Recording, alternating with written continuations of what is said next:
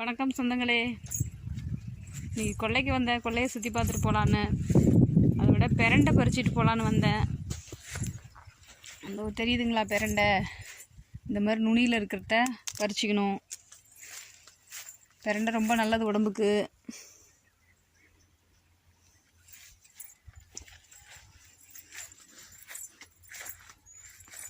நான் பிறந்து வளர்ந்ததெல்லாம் இந்த மாதிரி ஒரு காடு மாதிரி பகுதி தாங்க. வீடெல்லாம் அதிகமாக இருக்காது.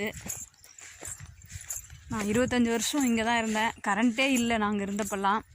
நாங்கள் போனதுக்கப்புறம் தான் இந்த ஏரியாவுக்கு கரண்ட்டே வந்துச்சு. எல்லாம் மோட்ரு போர் போட்டு அதில் தண்ணி இறைக்கிறதுக்காக கொண்டுட்டு வந்தாங்க. இந்த மாதிரி சுச்சுவேஷனில் இயற்கையான சூழ்நிலை வந்து எனக்கு இயற்கைன்னா ரொம்ப பிடிக்கும். விவசாயம்னா ரொம்ப பிடிக்கும். நாங்களும் விவசாயம் தான் பார்த்துட்ருக்கோம். இதோ இதில் இருக்குது பாருங்கள் பெரண்டை.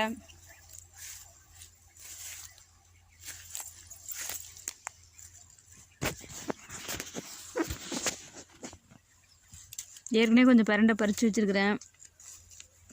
இன்னும் கொஞ்சம் இருந்துச்சு. இதையும் சேர்த்து பறிச்சுட்டு போகலாம் அப்படின்ட்டு வந்தேன்.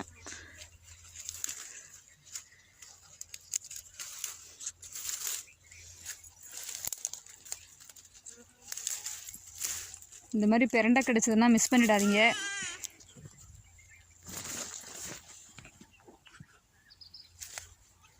முள்ளு செடியாக தான் இருக்குது. அதில் தான் பெரண்டை இருக்குது.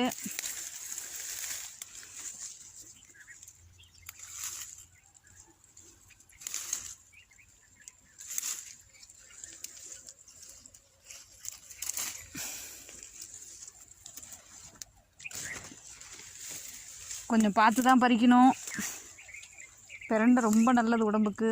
உங்களுக்கு எல்லாருக்குமே ரொம்ப தெரியும்.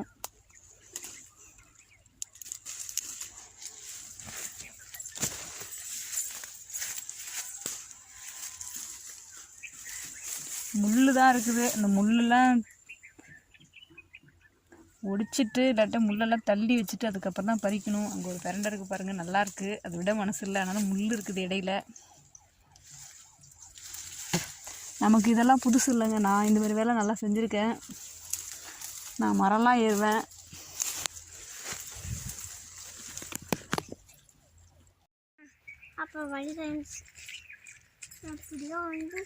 பாருங்கள் சொந்தங்களே, நாங்கள் இந்த மாதிரி இடத்துல தான் வாழ்ந்தோம். 25 வருஷம் வாழ்ந்தோம். பக்கத்தில் ஒரு வீடு தான் இருந்துச்சு. அந்த வீடு கூட இப்போ நாங்கள் இருந்த வீடுமே இடிஞ்சு போச்சு.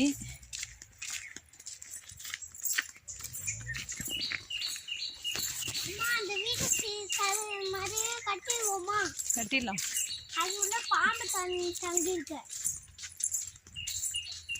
எப்படி அது இருந்துச்சு? அந்த கடையை பற்றி எனக்கு சொல்லுங்க.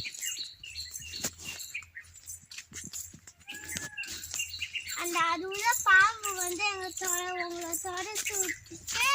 அப்புறமா அது அந்த வீடை இடிச்சு விட்டுச்சு.